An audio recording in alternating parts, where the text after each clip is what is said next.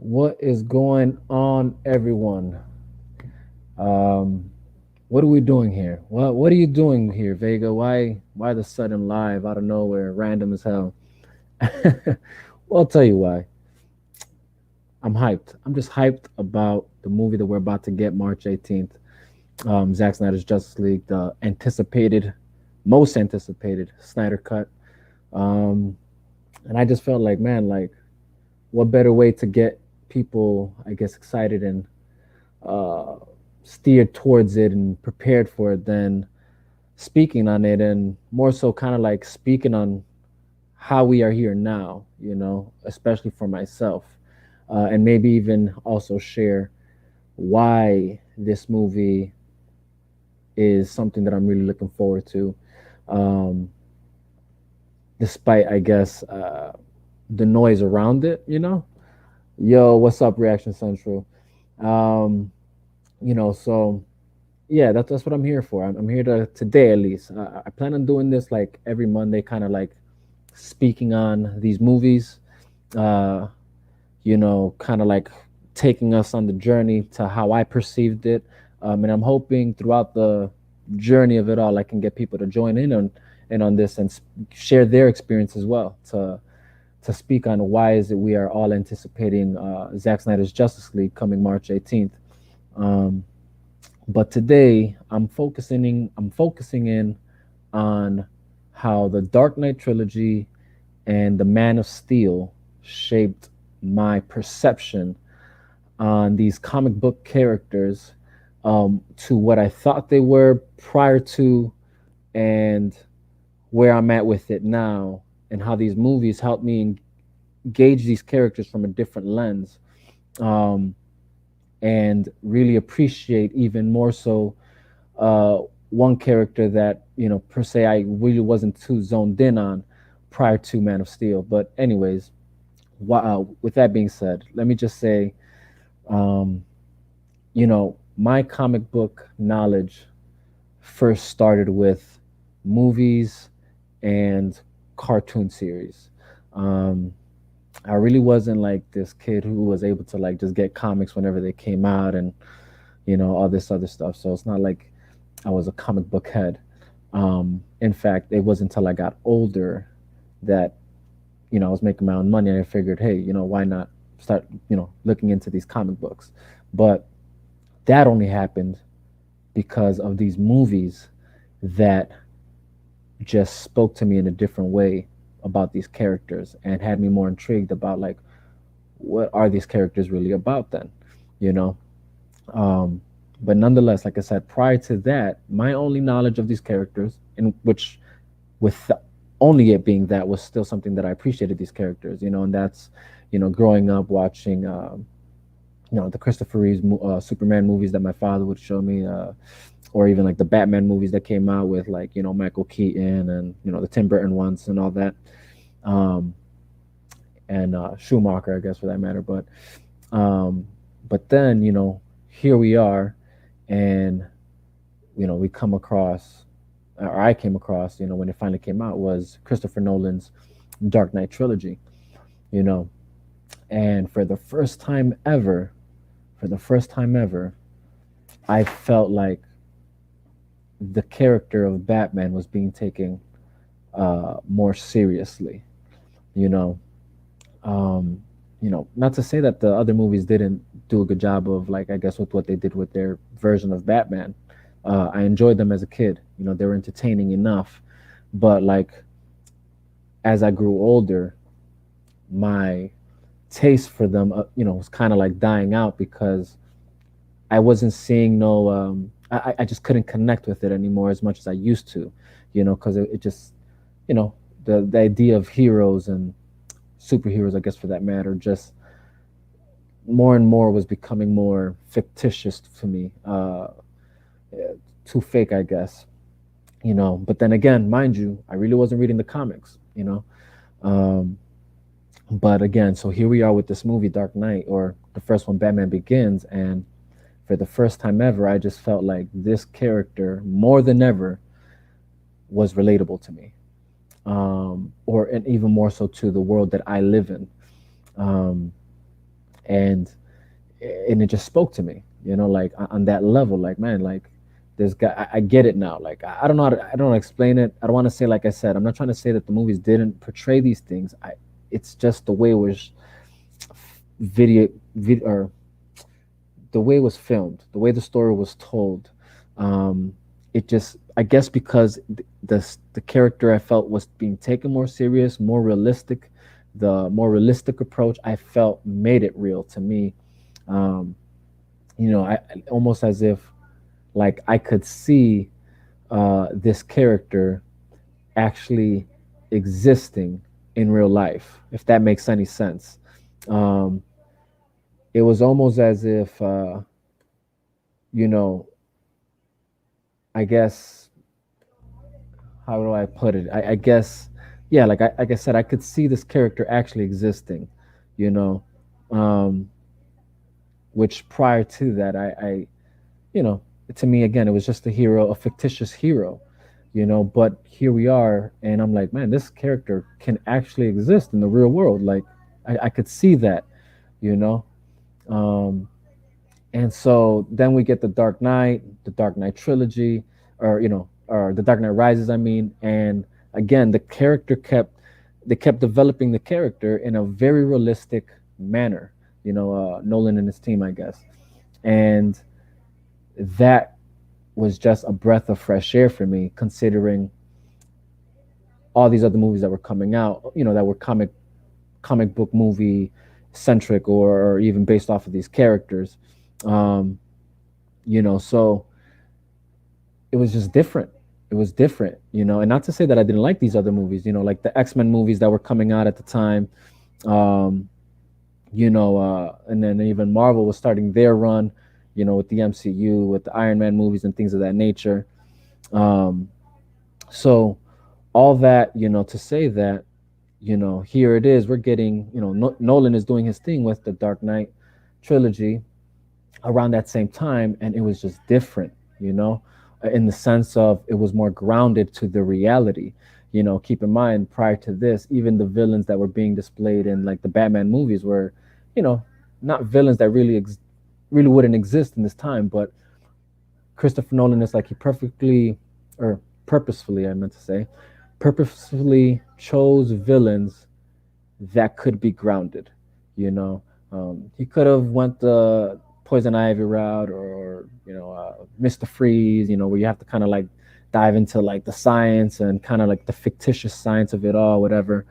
But no, he chose like just characters that can be believable to actually exist in this world. Like, starting with Ra's al Ghul in Batman Begins, uh, even Falcone. When you're thinking of like private societies, or I guess you know uh, even mobsters, things that are real, gangsters and stuff.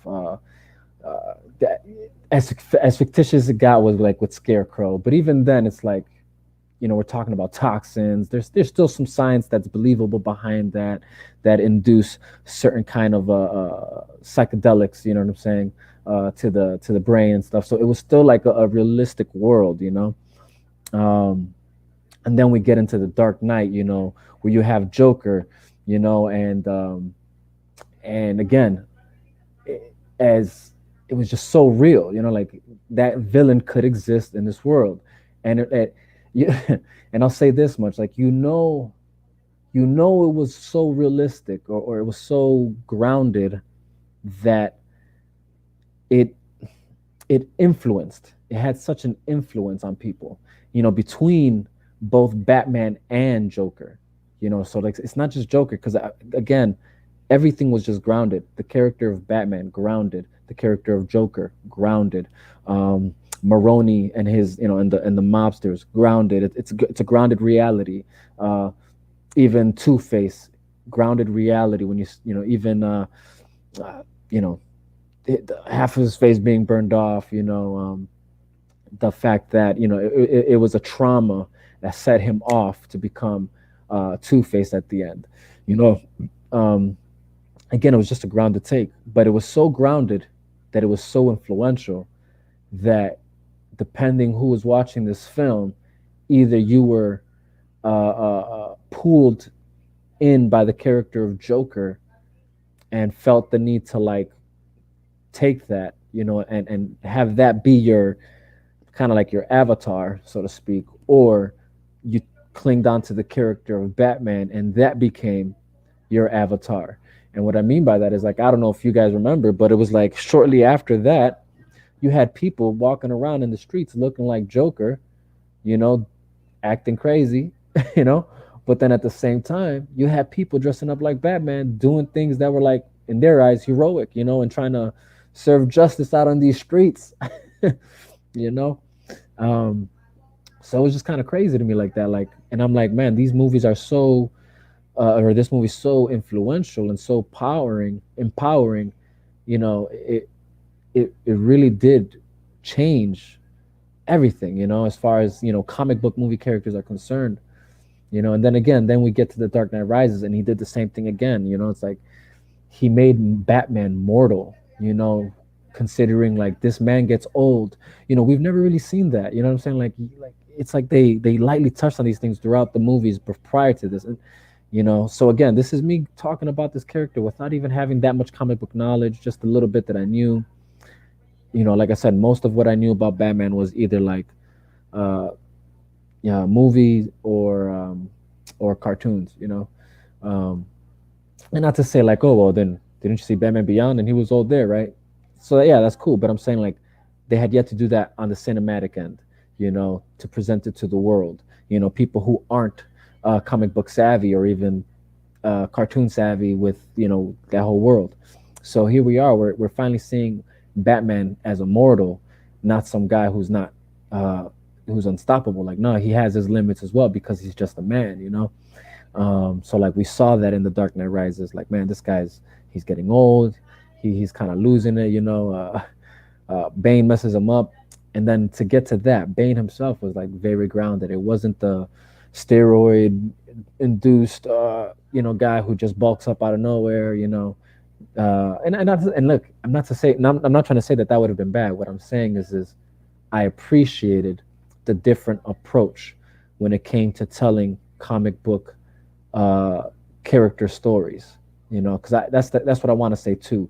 They're not comic book movie or comic book movies. These were comic book characters movies. The difference is, like for instance, when you look at like the X-Men movies or the MCU, those are comic book movies because they're really just taking storylines that already existed within the comic books and and then kind of like adding their own thing to it so that it kind of is its own thing, but in the end of the day it's still that storyline, just their own version of it. So that's a comic book movie because it's telling a comic book story.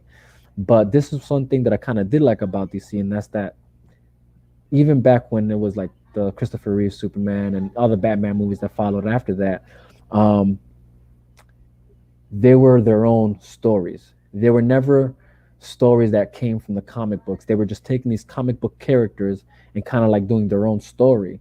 And that's kind of one thing that I've always liked. But then here comes Christopher Nolan and he kind of like did his own thing, like to the point of like, let me ground this character as much as possible. And the response, I think, speaks for itself when you look at the success it had, right? Um, but nonetheless, I think also what it comes down to is difference, somebody doing something different, being diverse, being your own storyteller, taking your own lane. And that's exactly what he did. Um, so, so if you're reading the description, my description was the Dark Knight trilogy and now Man of Steel. Once I got into that, it shaped my perception. But nonetheless, those movies steered me to because now I was of age, like I said, where I was working, making my own money. So I'm like, I'm really now interested in what the comics actually what are the comic book stories about this character, and how much more complex and introspective are these characters? What am I missing out on? That's what Nolan accomplished with his Dark Knight trilogy, because he allowed us to see the range of this character in the sense of like something that's never been done, but yet you felt like it was Batman. Like this is Gotham. This is, these are his villains. This is his rogues gallery, you know. And sure enough, like it wasn't far off, no matter how grounded it was to reality, you know. And that's what the Dark Knight trilogy did for me. Um, and that's that I was a Batman fan even prior to that, but it just had me fall in love even more with the character and his overall like world that surrounds him. Um, you know, then Man of Steel. Now, the first thing that caught my attention about Man of Steel, to be honest, was I liked the idea of not the movie not being called Superman.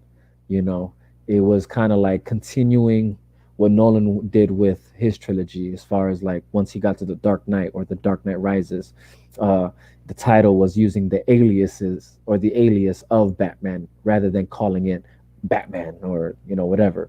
Um, and then it was like Zach did the same thing with this movie. It was like Man of Steel. It was one of Superman's aliases, not the actual Superman name.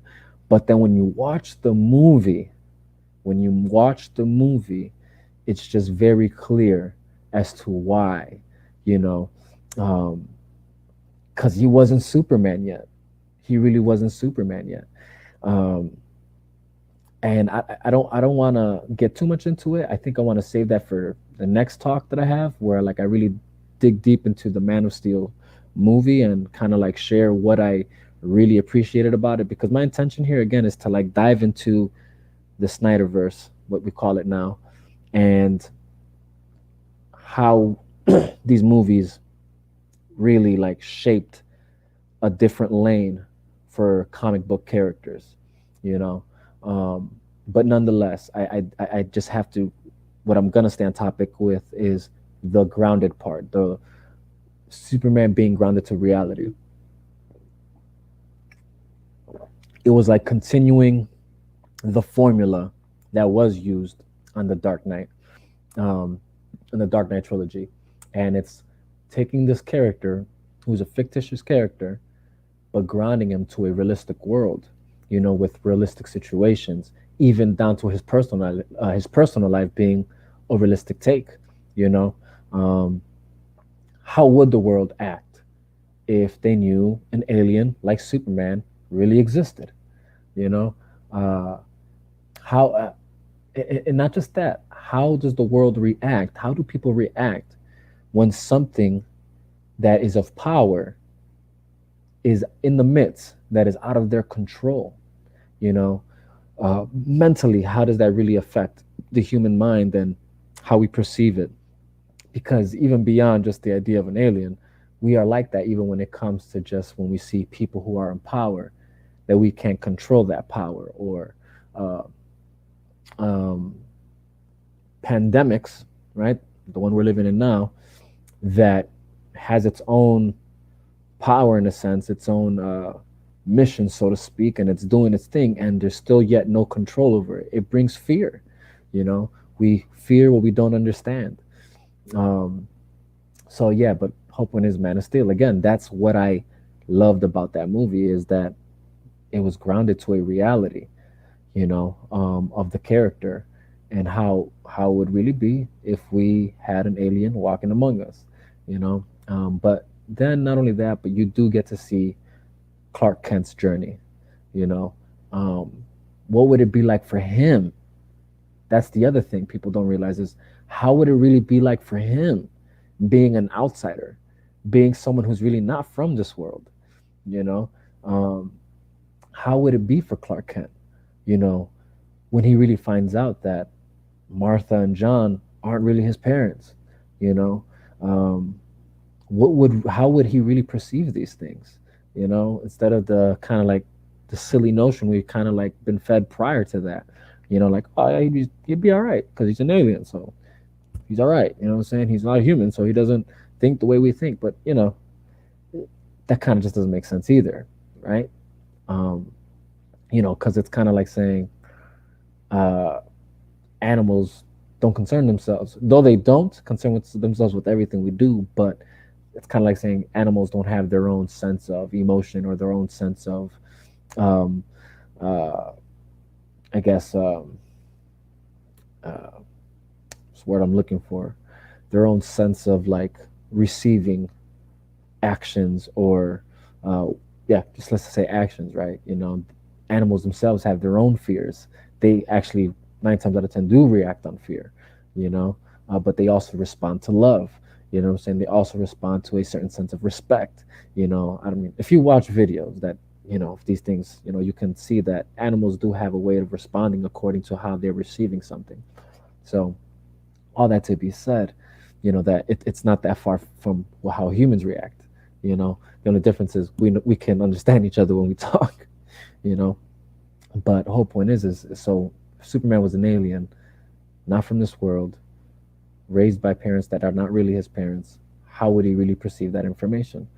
And realistically speaking, I don't think it would be far fetched or far from how a human would think or how they would respond to that kind of information.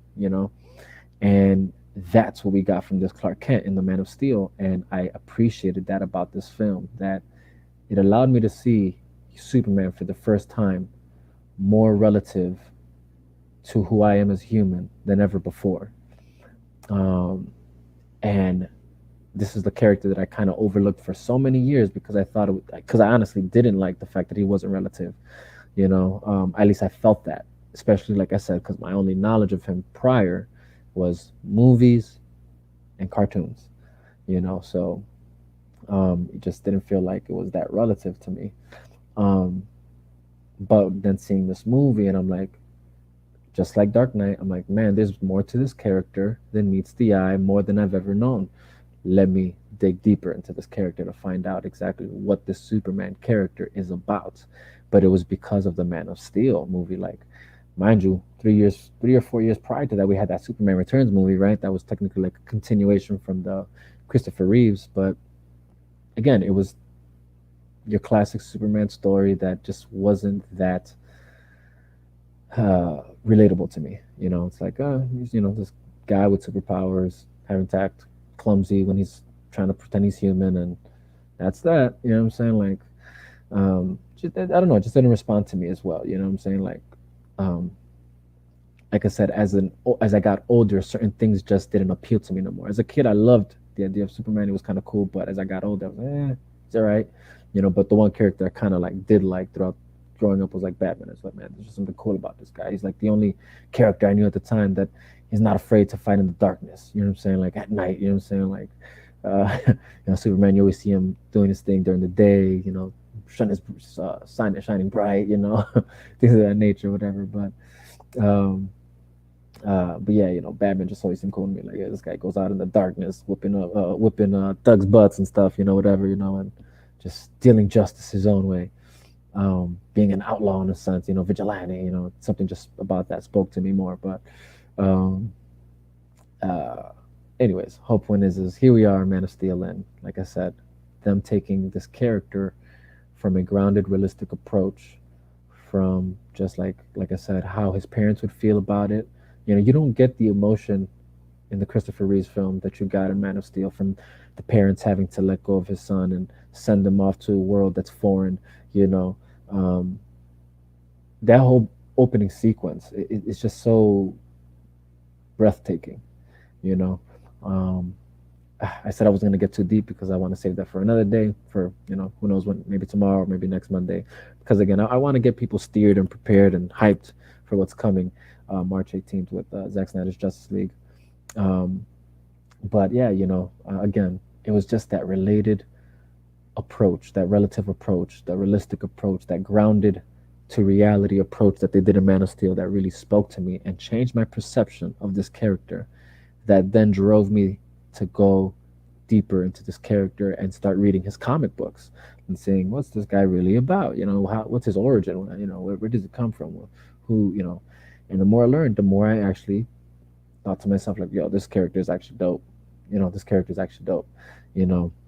But all that to say that Dark Knight trilogy and then going into the Man of Steel, that's what started this for me, Uh, and I will forever be grateful to Nolan with his trilogy, and then even Zach for what he was bringing with these characters. Because as much as I'm praising the Dark Knight trilogy and that Batman, I ain't gonna lie. As you can see the hat I got on, that Ben Affleck Batman boy, that's something else. Because by the time that Batman came out, I was already now more knowledgeable into the comics. Uh, I kind of refreshed myself with the cartoon series because of just the comics itself. I'm like, man, that's kind of dope. Yo, look, okay, I want to go back and watch these cartoons.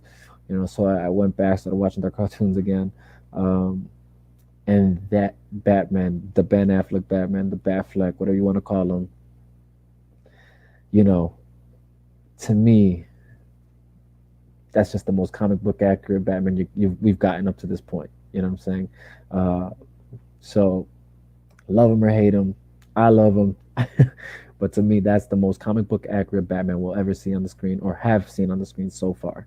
You know, especially when you his suit, it's just so reminiscent to the cartoon. But anyways, um, all that to say that it, if you haven't seen these movies or if you haven't even seen Man of Steel, um, or if you did and you felt like, I didn't like it or um, just wasn't for me, I like the other. I would say give it another chance, rewatch the movie, but watch it from a different perception. Watch it knowing that it's a different take, and I don't know, find some sort of solace in that. Like, you know, I personally like diversity. I like, when people can do their own thing with something that's already been used before, so that way it comes off more original than what it was prior to. Um, I'm not too into like, oh, you got to do the same thing over and over and over and over and over again. Like, no, no, we don't got to do that. You know what I'm saying? Um, no, give me something different. You know what I'm saying? Give me something different, something that hasn't been done before. And that's exactly what Zack Snyder did with Man of Steel. You know, as far as cinematically is concerned, because yeah, one can say, well, no, it's the comics, yeah, and it is. Like, but I didn't know that. I didn't know that prior to, you know. Um, but whole point is that if you watch these movies, understand that it's just a fresh take cinematically. Never been done before in the movies, never been done before in the shows, um, and it's just more grounded to reality. Um, but for a reason, because when you watch these movies, you got to be paying attention to the dialogue, the words that are being spoken, um, as much as the scenes that are happening, to understand the ideologies that are being driven through this movie and this character. Um, but again, you have to watch these movies from that angle, from that perception, without thinking to yourself like, "Oh, I just want this. I want this Superman." Like you got them. Just go back and watch those old movies. Go back and watch those old shows. Go watch the cartoons. You know what I'm saying? Go pick up the comic books that you do like more than the ones that you probably don't like. It's all there. You know what I'm saying? You don't need. It doesn't have to be keep done. Like, it doesn't have to be done the same every time. So I don't know if that helps you. I hope it does. But um, I said I was going to keep this short, sweet, and simple. So we're about to reach that 30-minute mark. I'm not trying to be on here too long. Just trying to prepare everyone for where I'm going with this conversation. Um, might be tomorrow, might be next Monday. We'll see. But Dark Knight Trilogy, Man of Steel, Nolan, Snyder, they definitely did something different with these characters that had never been done before, especially cinematically. And I think that in itself is something to appreciate. And I think personally, it did its job in piquing the interest of people that had no sense of knowledge of who these characters were prior to. And if there's anybody who really was a fan of these characters, I think if you've read enough comics and seen enough, even the cartoons, whatever, I think you would have understood like it's not that far off. It's like, and a lot of things were actually spot on, but it's still kind of cool because it's its own storylines and in a sense, and it's its own, I guess you could say, approach. But anyways, that's all I wanted to say for today. For today, um, these movies help me see the men behind these superheroes that exist. That's why in the description I say, back when all I saw was Batman and Superman, no Bruce Wayne or Clark Kent. When all I saw was heroes before I saw men. That being said, peace out. See you next time. Appreciate you for watching. Stay up and stay blessed. Let's go.